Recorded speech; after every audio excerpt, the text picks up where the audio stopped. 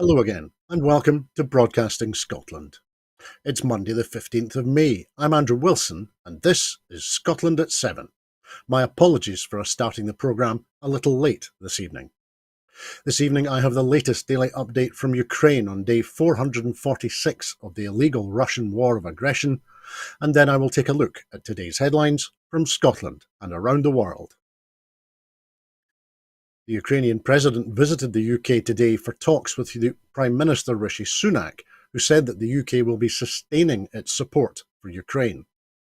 The UK will send hundreds of new long-range attack drones with a range of over 200 kilometres to Ukraine, according to a UK government statement. Russia's defence ministry has claimed that it had downed a long-range Storm Shadow missile supplied to Ukraine by Britain today, as the Kremlin spokesperson Dmitry Peskov said that Russia takes an extremely negative view of Britain's decision to supply Ukraine with more military hardware, such as long-range attack drones, but Russia does not believe that it will change the course of the conflict. Evgeny Prigozhin, the founder of the Russian Wagner Group, has tried to laugh off reports that he had offered to reveal Russian military positions to Ukraine if Kyiv pulled its troops back from Bakhmut. The EU is ready to enforce sanctions against foreign companies helping Russia evade trade restrictions, the head of the European Commission, Ursula von der Leyen, reiterated today. NATO's Secretary-General Jens Stoltenberg has said he expects the alliance to agree a multi-year programme to assist Ukraine in its desire to join the organisation. At the weekend, France announced dozens more light tanks and armoured vehicles for Ukraine's army, together with training for the soldiers, following talks between Volodymyr Zelensky and Emmanuel Macron in Paris. After the German government announced a new military package worth €2.7 billion, President Zelensky thanked Germany for its support and what he called the largest military aid package since the beginning of Russia's invasion. That's when he met with President Frank-Walter Steinmeier and the German Chancellor Olaf Scholz in Berlin yesterday. During his visit to Germany, President Zelensky was awarded the prestigious Charlemagne Prize on behalf of the Ukrainian people in honour of services to Europe. Russia has said that 2 of its military commanders were killed in eastern Ukraine as Kyiv's forces renewed efforts to break through Russian defences in the embattled city of Bakhmut. Russia has already lost geopolitically its war in Ukraine and is transforming into a vassal state of China, French President Emmanuel Macron said in an interview with the Opinion newspaper. And Russian forces are much diminished since the start of the war, the UK Ministry of Defence has said, with troops consisting mostly poorly trained mobilised reservists and increasingly reliant on antiquated equipment. Many of its units were severely under strength, the MOD said. Scotland's First Minister Humza Yousaf visited NHS 24 Centre in Dundee today to thank staff for significant improvements to the delivery of the 111 service and for beating aims set for a successful recruitment campaign. Across Easter and the May bank holiday, more calls were answered with a reduced wait time, which means patients were getting the care they need quickly and safely. Over the Easter weekend, over 31,000 calls were answered, the highest since before the COVID-19 pandemic. Patients were also getting the care they needed much quicker. The average patient journey time across a 4-day period was less than 30 minutes, which is the shortest across any Easter period in NHS 24. During his visit, the First Minister heard about the changes NHS 24 had made to meet the increasing level of demand for its 111 service, which expanded significantly to meet population needs during the pandemic, and he praised staff for their innovation and determination to improve. The First Minister said, NHS 24 is an integral part of our healthcare system, and the way that it has evolved and adapted over the last 21 years to ensure the best service for everyone shows just how valuable it is. The staff at NHS 24 have done a great job improving the 111 services so that people across Scotland receive the excellent provision they expect and deserve, waiting less time for their call to be answered and getting the right care in the right place as quickly and safely as possible. He went on, NHS 24's aim to recruit an extra 200 frontline staff has already been exceeded, with an additional 251 people now employed by the service, bringing their headcount to the highest ever in the organisation's 21-year history. NHS 24 continues to recruit staff to its frontline operations and has recently launched a new recruitment website to attract more candidates. The improved performance figures reflect the hard work of all of its staff, working with partners across health and care to deliver a consistent, convenient, and clinically safe service.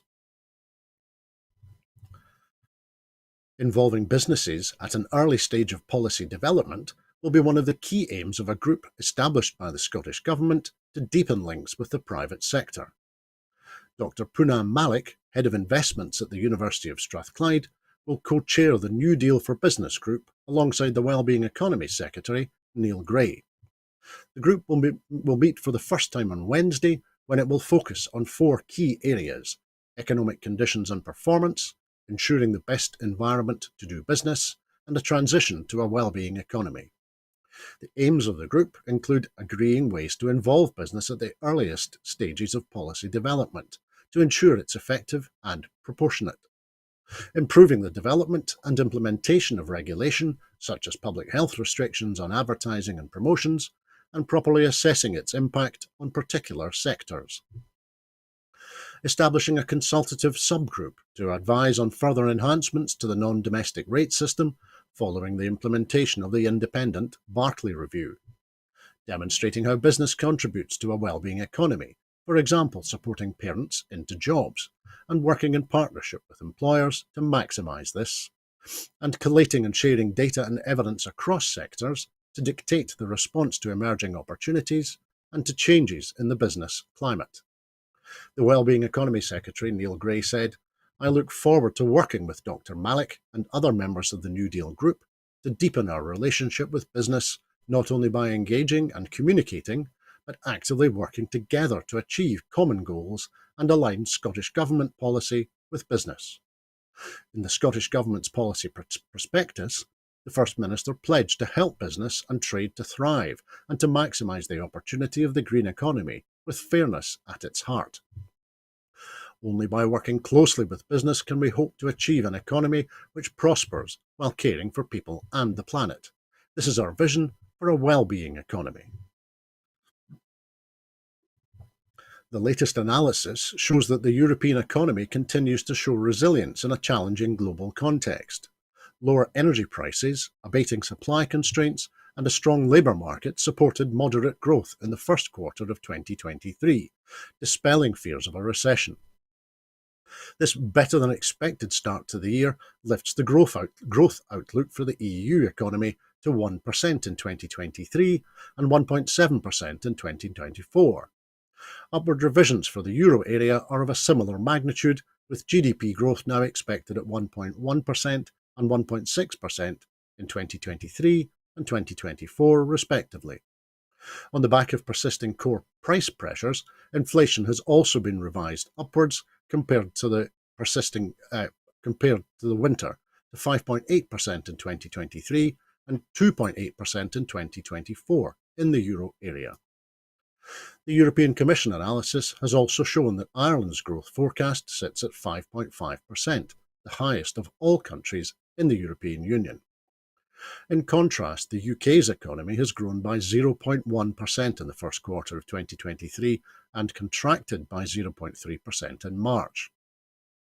Stuart Hosey, MP, the SNP's Westminster economy spokesperson, said, "This latest analysis from the European Commission has shown once again why Westminster control continues to hamper Scotland's potential. Small, independent countries like Ireland, with a similar population to Scotland, continue to thrive as part of the European Union, taking full advantage of their access to the world's largest single market. While in contrast, Scotland, which was dragged out of the European Union and single market against its will, continues to suffer from the consequences of decisions made at Westminster." The UK government has unveiled proposals to bin the EU Working Time Directive, which ensures that workers are not forced to work more than 48 hours in 1 week and are entitled to paid time off and rest breaks. That's as part of the retained EU law bill. As employment law is reserved to Westminster, Scotland lacks the powers needed to protect workers from any changes to key workers' rights and protections. The SNP's Europe and EU accession spokesperson said a strong SNP presence would drag Labour to the left, overturning Tory attacks on EU legislation, but that guarantees can only be made permanent with an escape from Westminster and a return to the EU. The bill was due in the House of Lords today for the report stage. Commenting, Alan Smith MP said, "The latest Tory attacks on basic workers' rights, hard won and secured within the EU, have made it obvious that we can only protect and guarantee key worker protections with the full powers of independence. The EU Working Time Directive is an important piece of legislation which guarantees very basic employee protections. It is shameful that the Tories plan to rip it up." The Tories have already curbed the power to strike and protest, and now Brexit Britain is set to become all the more miserable if workers are made to endure longer working weeks with no guarantee of paid time off or rest breaks. Mr Smith added, "A strong SNP at Westminster can drag a minority Labour government to the left and reverse these Tory attacks. But to permanently guarantee the protections we all benefit from, we must return to the EU with the full powers of independence." Jacob Rees-Mogg MP was interrupted by a protester who walked onto the stage at the National Conservatism Conference in London and started to talk about fascism before being dragged off stage. The climate action group Extinction Rebellion appears to have claimed responsibility for the disruption, writing in its Twitter page, "XR disrupts the National Conservatism Conference, calling out the fascist ideologies of senior cabinet members and MPs." The National Conservatism Gathering is being run by a US-based think tank. Earlier, the Conservative MP Miriam Cates claimed that the UK's low birth rate is the most pressing policy issue of the generation, and is caused in part by cultural Marxism stripping young people of any hope, at the start of the populist-tinged conference in London. Ms Cates said that Western countries faced an existential threat from falling reproduction, arguing that a lack of family-friendly tax policy in the UK played a significant role, as well as a shortage of housing. But Cates, seen as a rising star of a new generation of culture war-keen Tory MPs, also blamed too many young people attending university, the devaluing of motherhood, and what she described as the mass indoctrination of young minds. The use of cultural Marxism as a description by the Penistone and Stocksbridge MP is controversial because it is a term referring to a conspiracy theory often associated with the far right and anti-Semitism. In a highly partisan speech that is likely to be viewed as setting out ideas for a post-election Conservative leadership bid, Suella Braverman has railed against experts and elites and what she called the divisive politics of identity. The Home Secretary made comments trailed in advance about the need for the UK to cut back on legal migration and to train domestic workers for jobs such as fruit packing. Braverman argued that conservatism has no truck with political correctness in a section of the speech that squarely addressed culture war issues. The ethnicity of grooming gang perpetrators is the sort of fact that has become unfashionable in some quarters, she said. On a similar theme, Braverman said those on the left are ashamed of our history and embarrassed by the sentiments and desires expressed by the British public. She said, "I think the left can only sell its vision for the future by making people feel terrible about our past. White people do not exist in a special state of sin or collective guilt." In apparent criticism of academics and other advisers, Braverman said that Conservatives should be sceptical of self-appointed gurus, experts and elites who think they know best what is in the public's interest. She added, "Common sense and a shared understanding of who we are and what really matters in life have vastly more to recommend themselves than does anything that emanates from an ivory tower." The former First Minister Henry McLeish has called for the Scottish Secretary Alistair Jack to resign if he won't stand up for Scotland in the face of Westminster's attempts to stop the Scottish Government engaging with international partners. Mr McLeish has branded Tory moves to curtail Scottish ministerial engagement abroad an attack on devolution, and highlighted the contempt and disrespect and political control and coercion of the UK government. He highlighted the Scottish Government's absolute democratic right to be pursuing international engagement, and he warned that this Tory government does not recognise the spirit of devolution. The SNP has now said that Labour must choose between defending the Scottish Parliament or take responsibility for attacks on it, as Keir Starmer continues to stand shoulder to shoulder with the Tories. Commenting, Fiona Hislop MSP said, Alistair Jack is acting like a Governor-General in Scotland, dictating what the democratically elected Scottish Parliament can and cannot do, and Labour is just as responsible as they continue to stand shoulder to shoulder with the Tories on denying the right of people in Scotland to choose a better future. With two Westminster parties showing nothing but contempt for Scotland, it is clear that it is only through independence that we can protect the Scottish Parliament by getting rid of Tory governments people in Scotland don't vote for good. The EU has approved Microsoft's $69 billion acquisition of the Call of Duty creator Activision Blizzard, in a move that puts Brussels at loggerheads with its UK counterpart over the gaming megadeal. The EU accepted Microsoft's concessions on cloud gaming, the same problem that led the UK Competition and Markets Authority to block the transaction last month. The proposed deal would bring together Microsoft, the maker of the Xbox console, with the video game developer behind titles including World of Warcraft, Hearthstone, Candy Crush Saga, and Overwatch. The move by the European Commission, the bloc's executive arm, will revive Microsoft's hopes for the deal as it prepares to appeal against the CMA's decision. The Federal Trade Commission in the US has also come out against the takeover and is suing to block it. The Commission's preliminary investigation had found that the deal could harm competition in cloud gaming, which allows users to stream video games stored on remote servers onto their devices, and in the supply of rival PC operating systems. However, the Commission said today it had accepted Microsoft's proposed remedies, including issuing a free license to cloud gaming providers to allow European gamers to stream any Activision Blizzard PC and console games. These commitments fully address the competition concerns identified by the Commission and represent a significant improvement for cloud game streaming compared to the current situation, said the Commission, citing the fact that Activision Blizzard does not license its games to cloud game streaming services currently.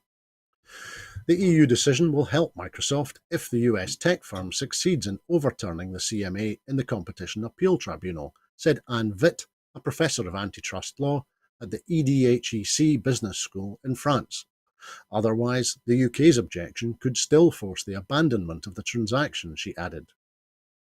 It makes a difference if they manage to get the decision overturned in the UK Competition Appeal Tribunal, but if Microsoft loses in the UK, it's still game over unless Microsoft decides to withdraw from the UK market, she said. The Federal Trade Commission is seeking to block the Activision acquisition, although some legal experts argue that, based on historical precedent, the FTC might struggle to prevail against Microsoft. Turkey's presidential election is going to a runoff after Recep Tayyip Erdogan comfortably defeated his chief rival, Kemal Kılıçdaroğlu, but failed to clear the 50% vote threshold needed to avoid a second round. The 69-year-old Conservative incumbent confounded pollsters' predictions and his secular rival to win the first round of the country's pivotal election, scoring 49.51% against Kılıçdaroğlu's 44.88%, with a small number of overseas votes left to count. The runoff will take place on the 28th of May. Ahmet Yener, the head of the Supreme Electoral Board, said today that even when the remaining 35,874 uncounted overseas votes were distributed, no one would secure the majority needed to win the election outright. Pre-election polls had suggested that Erdogan risked a first national election defeat to his main challenger, the unity candidate for a disparate six-party alliance, in a vote seen as the most critical in the Muslim-majority country's recent history. A nationalist third candidate, Sinan Ogan emerged as a potential kingmaker after picking up 5.17% of the vote. Erdogan's Justice and Development Party, AKP, and its far-right allies were also close to an outright majority in parallel parliamentary elections. The result was a bitter disappointment for 74-year-old Kılıçdaroğlu and his Republican People's Party, CHP, supporters, with some in the opposition camp questioning whether their candidate, chosen after a year of bitter debate, had been the right one. The opposition had expected to benefit from voter anger at Turkey's ongoing economic crisis after Erdogan's unorthodox policy of low interest rates sent the lira plunging and inflation soaring to hit 85% last year. A slow government response to earthquakes that killed 50,000 people in February had also been expected to sway voters. But Erdogan successfully rallied conservative voters and is thought likely to extend his rule into a third decade.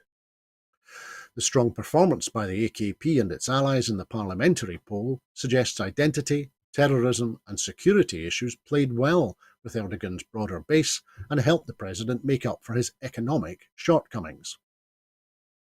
Support from Kurdish voters for Kılıçdaroğlu's alliance, meanwhile, meant it was unlikely that many Ogan supporters would switch their allegiance, making it difficult for the opposition candidate to claw back the difference. Kılıçdaroğlu has pledged to revive democracy after years of state repression, return to orthodox economic policies, empower institutions that lost autonomy under Erdogan, and to rebuild frail ties with the West. One of the architects of the UK's Homes for Ukraine scheme is calling on the government to replicate the programme for refugees from Sudan. Dr. Krish Kandia, the director of the Sanctuary Foundation, which was instrumental in matching many UK hosts with Ukrainian refugees, said he wanted the country to show the same generosity of spirit to those fleeing war in Sudan as it did to Ukrainians. Within days of proposing the idea online, more than 100 people have formally registered with the organisation as being willing to host Sudanese families escaping the civil war. Kandia said, "We're not asking for unlimited numbers, we're just asking for equity, that the same opportunity that was given to Ukrainians, if they can find a sponsor and a host, can happen to a Sudanese person too." He added, "The Homes for Ukraine and Ukraine Family schemes have been an incredible success, welcoming over 173,500 refugees to the UK, frequently being hosted in people's homes. We need to show that same generosity of spirit and open hospitality to people from Sudan." Chris Wilmot, 56, a retired university professor, and his wife Anne, a doctor, have signed up to host at their home in Leicester if a visa route is established. They took in a Ukrainian couple for 7 months last year and have space in their home once more. Chris said, "They are fellow human beings fleeing from difficult situations, and if we've got the capacity to help them, we should do so. If we don't have a Homes for Sudan type scheme, they're in a chicken and egg difficulty as you can't claim asylum unless you're here, and we don't have safe routes to do that, and we're making that increasingly difficult." The Sanctuary Foundation is also proposing that the family visa scheme set up for Ukrainian relatives of people already living in Britain should be emulated for Sudan. Many expatriate Sudanese families living in Britain are worried for their relatives and want the opportunity to open up their homes. Mohammed Amin, 40, arrived as a refugee by boat from Calais in 2020 after fleeing Sudan and now has asylum. His sister and nephew recently fled Khartoum and he wants them to be able to live with him. "The situation is so bad, we need the same things that were done for Ukraine," he said. "I'm trying to help them, but it's difficult. They ran out of Khartoum and they have no food, no place. I'm trying to send them money from here to there, but the banks aren't working." Algali Saeed, who came to the UK from Sudan almost 20 years ago, wants his adult son Hassam, who's been living in Khartoum, to be able to join him. Saeed, who works as a taxi driver and lives with his wife and daughter in a 4-bedroom house in Rotherham, said he has room for him to join. A UK government spokesperson said there were no plans to open a bespoke resettlement route for Sudan. And four furry four-legged friends are at the heart of a new wellbeing programme that plans to draw on dogs' nature to enhance student welfare at the University of Edinburgh. Paws on Campus, the first of its kind in the UK, will provide a new style of support for students experiencing stress and anxiety. The unique programme combines clinical psychology with veterinary science through a series of structured activity sessions that aim to improve mental health and promote an understanding of canine welfare. Each session focuses on specific learning outcomes and therapeutic objectives that are designed to help students reflect on their own challenges and recognise the connections between their well-being and an animal's welfare needs. Paws on Campus will be delivered in collaboration with Canine Concern Scotland's TheraPet service, which will provide the registered dogs and their handlers. The programme's use of psychological principles differs to other pet therapies, being the first of its kind to combine student mental health and animal welfare through a series of planned sessions. The creators of the programme, Professor Joe Williams and Laura Wathier of the Clinical and Health Psychology at the School of Health and Social Science, and Dr. Andrew Gardner from the Royal Dick School of Veterinary Studies, will work alongside the university's Student Wellbeing Service to deliver the benefits to students. Professor Williams said, interacting with dogs can have a range of benefits for students, from reducing stress to increasing positive mood. We have developed Paws on Campus to meet the needs of students by co-producing the sessions with the students themselves.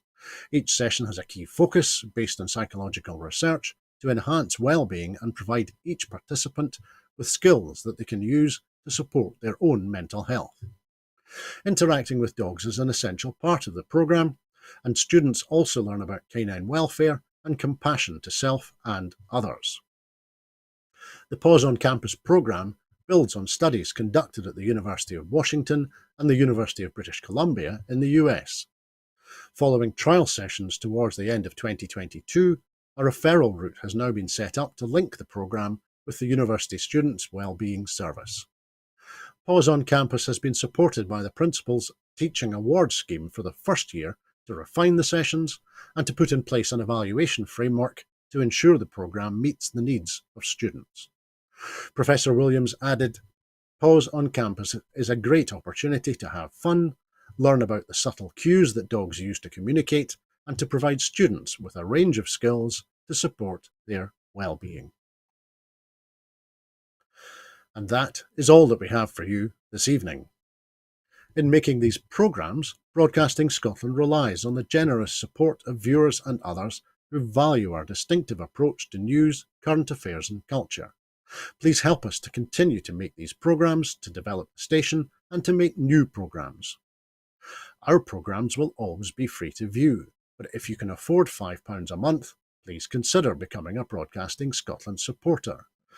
We have currently set ourselves a target of raising £30,000 in order that we can continue to pay the bills. To everyone who has donated and to everyone who has signed up to make a regular monthly payment as a Broadcasting Scotland supporter, thank you very much. There are other ways in which you can contribute to our work. If you would like to volunteer to work with Broadcasting Scotland, either behind the scenes or in front of the cameras, or in any other way that helps our work and promotes the station, then please visit our website at www.broadcastingscotland.scot and send us a message there. You can find us on Twitter at BroadcastScot. Please like and retweet us. And you can also find us on Facebook by searching for Broadcasting Scotland. When you're watching us on YouTube, it would be great if you would like and subscribe to Broadcasting Scotland on that platform. We will be back at 7 p.m. tomorrow evening for the next edition of Scotland at 7, so please come back and join us then. Meantime, please have a very peaceful evening. Bye-bye.